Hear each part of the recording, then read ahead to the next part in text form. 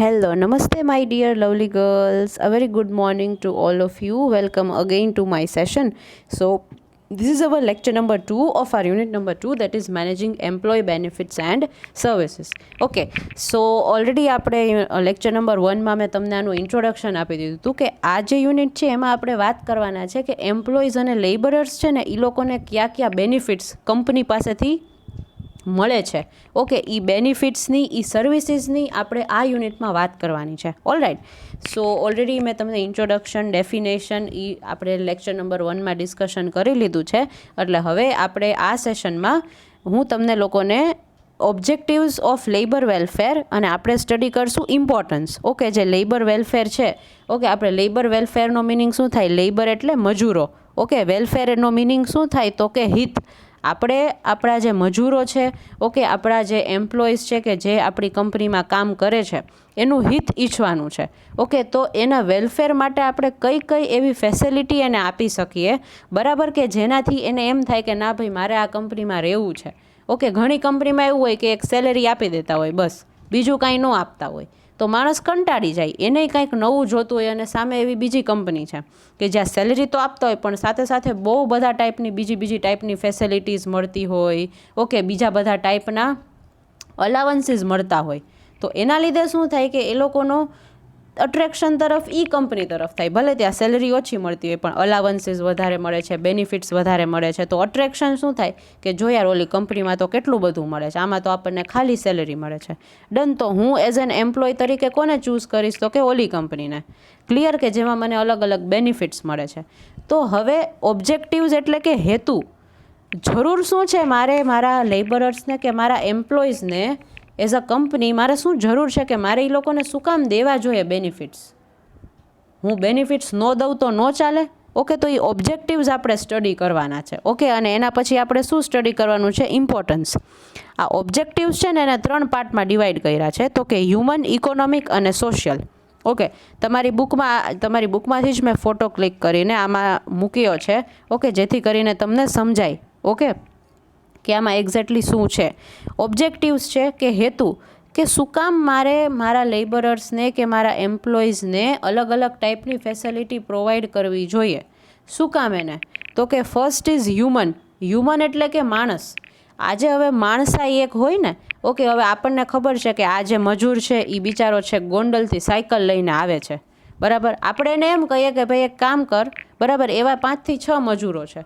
તો as an honour, હું એક ઓનર હોઉં ને તો મને દયા આવે. મને એમ થાય કે યાર આ બિચારા સાયકલ લઈને અહીંયાથી છેક આટલું બધું આવે છે, તો એના કરતાં બેટર કે આપણે ટ્રાન્સપોર્ટેશન ફેસિલિટી, બસની ફેસિલિટી અરેન્જ કરી દઈએ એ લોકો માટે. ઓકે, તો એ લોકો સ્પીડમાં પહોંચી જાય અને એ લોકોને આટલું ઓલું તો નહીં, કષ્ટ તો નહીં. ઓકે, એ લોકો પ્રોબ્લેમ તો ન થાય એ લોકોને. ક્લિયર?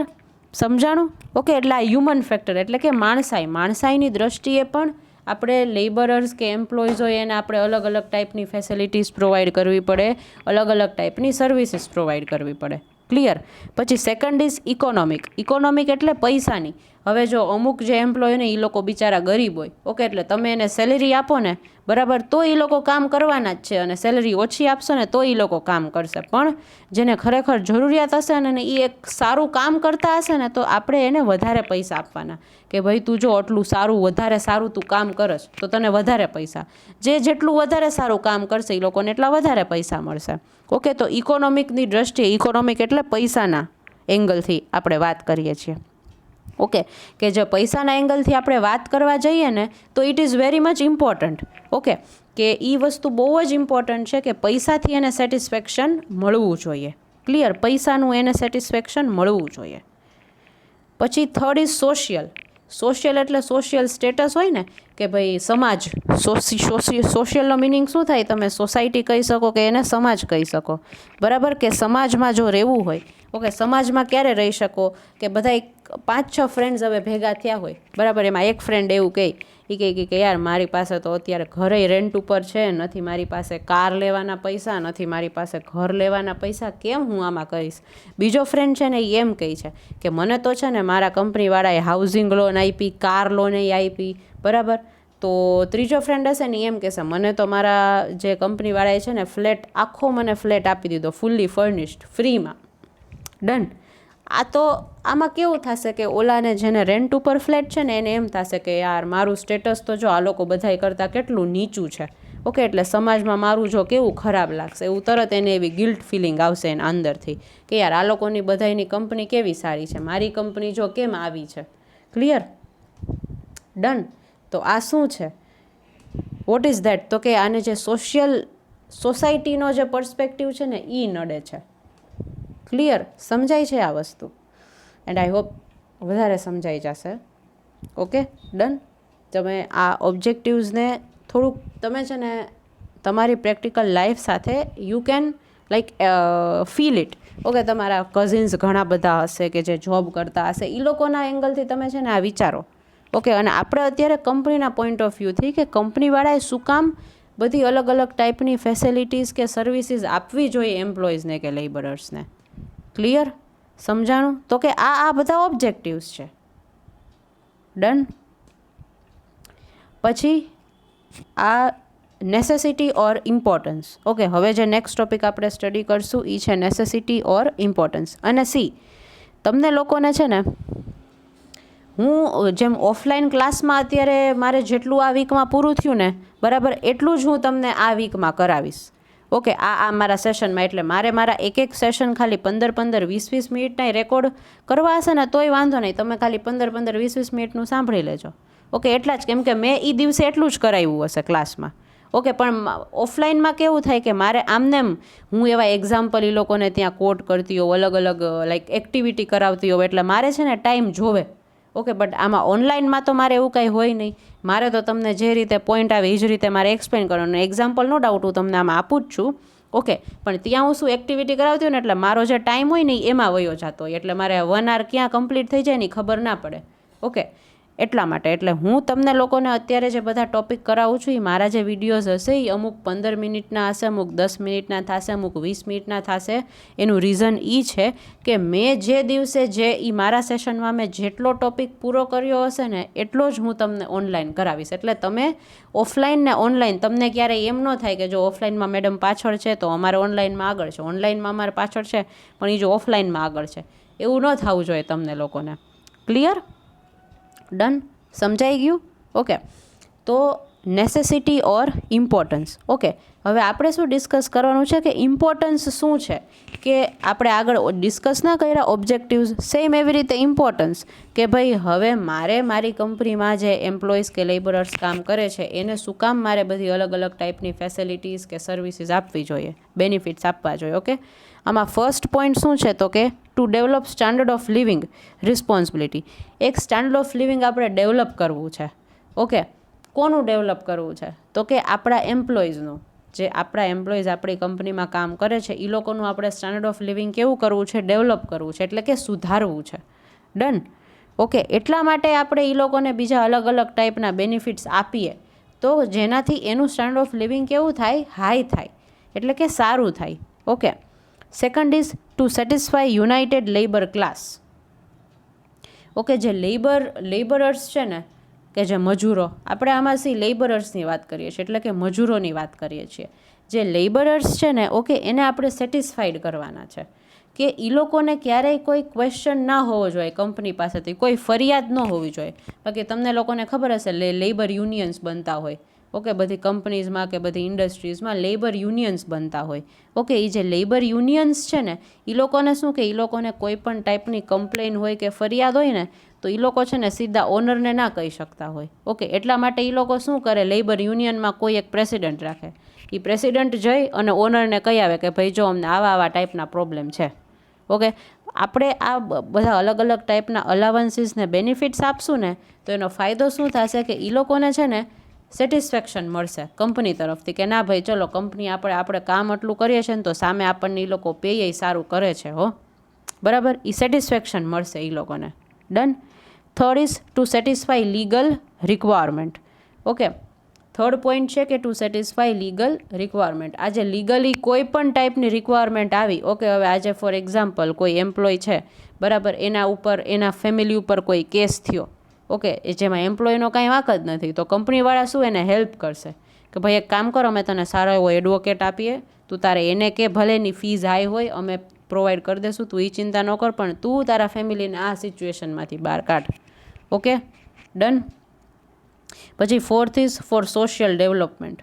મેં જેમ આગળ આપણે વાત કરી, ખબર છે, સોશિયલ સોસાયટીમાં ઘણા લોકો સોસાયટીમાં રહેવા માટે પણ એને એમ થાય કે ભાઈ મને સારા એવા બેનિફિટ્સ મળે, ઓકે, મારી કંપનીમાંથી મને સારું બધું એમાંથી મળે. ક્લિયર? કે મને સારા ટાઈપના બેનિફિટ્સ મળતા હોય તો એને મજા આવે કે ના ભાઈ સોશિયલી કંઈક એનું સ્ટેન્ડ લઈ શકે એના ફ્રેન્ડ સાથે જ્યારે વાતચીત કરતો હોય ને ત્યારે. ક્લિયર? પછી 5th is for recommendation from international labour organisation. Okay, જે ILO છે, ઇન્ટરનેશનલ લેબર ઓર્ગેનાઇઝેશન, મજૂરોનું આખું એક સંગઠન છે. ઓકે, એક આખું ઓર્ગેનાઇઝેશન છે જેનું નામ છે ઇન્ટરનેશનલ લેબર ઓર્ગેનાઇઝેશન. એમાં છે ને મજૂરોને ક્યારેય પણ કોઈ પણ ટાઈપની ફરિયાદ હોય ને તો એમાં એ જ્યારે કમ્પ્લેન કરે છે ને તો એ એની ફરિયાદ છે ને એ સોલ્વ થઈ જાય છે. એની કંપની, એની જે કમ્પ્લેન હોય ને એ કંપની સુધી પહોંચી જાય અને એનું સોલ્યુશન એ થઈ જાય. ઓકે, આને શું કહેવાય? તો કે આ જે ઓર્ગેનાઇઝેશન છે ને કે જે કોની માટે સ્પેશિયલી બનેલું છે તો કે લેબરર્સ માટે. ઓકે, લેબર્સ એટલે કે મજૂરો માટે બનેલું છે. ડન? ક્લિયર? કે જેમાં મજૂરોને કોઈ પણ ટાઈપના ક્વેશ્ચન્સ હોય એ આમાં એના ક્વેશ્ચન્સ અને ક્વેરીઝ શું થાય છે? સોલ્વ થાય છે. ડન? હવે causes for requirement of labour welfare activities in India. First is to create stable permanent labour class. Okay, એક સ્ટેબલ આપણે ક્લાસ ક્રિએટ કરવાનો છે. ઓકે, કે આપણે હવે વેલફેર એક્ટિવિટીઝ અને તમે જોજો મજૂરોને છે ને આપણે એમ્પ્લોઈઝ આપણી કંપનીના છે, ઓકે, એને તો આપણે સારી રીતે ટ્રીટ કરીએ, પણ જે મજૂરો છે ને એટલે કે લેબરર્સ, એ લોકોને આપણે એટલી જ સારી રીતે ટ્રીટ કરવાના, કેમ કે એ લોકો બિચારા ઇલિટરેટ હોય, અભણ હોય, એ લોકોને આમ પણ કાંઈ વધારે ખબર ના પડતી હોય. ઓકે, તો આપણે એને એટલીસ્ટ એટલી તો હેલ્પ કરી શકીએ ને, જે આપણી કંપનીમાં કામ કરે છે એટલી તો હેલ્પ આપણે એને કરી જ શકીએ કે આપણે એ લોકોને જે જોઈએ છે, જે એ લોકોનો હક છે એ બધા જ હક એ લોકોને આપીએ. ડન? એ લોકોને એક સ્ટેબલ પરમેનન્ટ લેબર ક્લાસ એટલે કે આપણે એક સ્ટેબલ જોબ આપીએ એ લોકોને. ડન? બરાબર. પછી second is to improve working condition. પછી એની જે વર્કિંગ કન્ડિશન છે ને એ આપણે ઇમ્પ્રૂવ કરીએ. ઓકે, એ કઈ રીતે ઇમ્પ્રૂવ થશે? આપણે એને સારા પૈસા આપશું, ઓકે, તો એની વર્કિંગ કન્ડિશન કેવી થઈ જશે? ઇમ્પ્રૂવ થઈ જશે. એટલે એ કામ એ કેવું કરશે? સારું કરશે. પછી to be freed from bad habits. પછી એને કોઈ ટાઈપની બેડ હેબિટ્સ હોય, એને કોઈ ટાઈપના વ્યસન કે એના એવું રિલેટેડ કાંઈ પણ એને હોય ને એમાંથી આપણે એને હેલ્પ કરીએ કે એમાંથી એ છૂટી શકે. પછી ટુ ઇમ્પાર્ટ પ્રોપર એજ્યુકેશન. પછી સરખું એજ્યુકેશન ઇમ્પાર્ટ કરવું છે. ઓકે, લેબરર્સ છે એ લોકો કેવા હોય? અભણ હોય, આપણને ખબર છે. હવે તમને હું એક સિમ્પલ એક્ઝામ્પલ આપું. તમને મુંબઈ ડબ્બાવાલાનો આઈડિયા હશે જ. મુંબઈ ડબ્બાવાલાસ છે ને, ઓકે, એ લોકો જે ડબ્બા પહોંચાડે છે, you all might be knowing this. Okay, તો એ જે ડબ્બા પહોંચાડવાવાળા જે લોકો છે ને, બરાબર, એને નાઇટ સ્કૂલિંગ હોય કે એ લોકોની સ્કૂલ છે આખી જે રાતે ચાલે છે, કે જેમાં જઈ અને ભણાવાય. ઓકે, ભણાવાય ઇન ધ સેન્સ કે એ લોકોને ABCDથી માંડીને બધું શીખવાડવામાં આવે છે એ નાઇટ સ્કૂલિંગમાં, બિકોઝ એ લોકો કેવા છે? ઇલિટરેટ છે. ઓકે, એટલા માટે. તો આ એક વસ્તુ કેવી થઈ? To impart education. હવે એ લોકો ઇલિટરેટ છે, એ લોકો પાસે પ્રોપર એજ્યુકેશન નથી, તો આના લીધે આપણે એવા બેનિફિટ આપણે જ પ્રોવાઈડ કરીએ એઝ અ કંપની તરીકે કે એ લોકોને આપણે નવું શીખવાડીએ, એજ્યુકેશન આપીએ, ABCDથી માંડીને 1 2 3થી માંડીને whatever kind of things. Clear? પછી ટુ ક્રિએટ મેન્ટલ એટીટ્યૂડ. પછી એક મેન્ટલ એટીટ્યૂડ ક્રિએટ કરવો છે. Okay, done. કે મેન્ટલી જે લેબરર્સ છે કે જે એમ્પ્લોઈઝ છે, ઓકે, એ લોકોને મેન્ટલી આપણે સેટિસ્ફેક્શન આપવાનું છે. ડન? મેન્ટલી. પ્લસ આપણે એ લોકોને એવા ટાઈપનું એન્વાયરમેન્ટ ક્રિએટ કરવાનું છે કે જેનાથી એનું મોરાલ છે ને એ વધે, બૂસ્ટ થાય. ઓકે, એટલા માટે. અને 6th is to keep pace with developed countries of world. કે જે ડેવલપ કન્ટ્રીઝ છે ને આખા વર્લ્ડમાં, બરાબર, એ લોકો સાથે કમ્પીટ કરવા જોઈએ આપણી કંપની. ડન? ક્લિયર? સમજાઈ ગયું? તો બસ આજના સેશનમાં આપણે આટલું જ રાખીએ. ઓકે, નેક્સ્ટ સેશનમાં હું પાછા બીજા એક ટોપિક સાથે આવીશ. Okay, done. અને હજી હું એકવાર રિપીટ કરું છું, હું છે ને ટોપિક વાઇઝ જ તમને લોકોને લેક્ચર્સ મૂકું છું એ જ હિસાબથી, જે હિસાબથી મેં ક્લાસમાં કરાવેલું છે. એ દિવસે મેં આટલું જ કરાવેલું હશે ક્લાસમાં, મેં તો એટલું જ મૂક્યું હશે. ઓકે, વધારે મેં નહીં મૂક્યું હોય. ડન? ક્લિયર થાય છે આ વસ્તુ? ઓકે, સો આઈ હોપ તમે લોકો એ સમજી શકો. હવે નેક્સ્ટ મારો જે સેશન છે એમાં હું નેક્સ્ટ ટોપિક કરાવીશ, અને એક જ ટોપિક કરાવીશ એક જ સેશનમાં. એટલે મારા લેક્ચર્સ 10-10 મિનિટના પણ હશે, 15-15 મિનિટના પણ હશે. Okay, clear? 20-20 મિનિટના પણ હશે, પણ એનાથી વધારે નહીં હોય. Okay, done. ચલો, till then take care girls, meet you in the next session.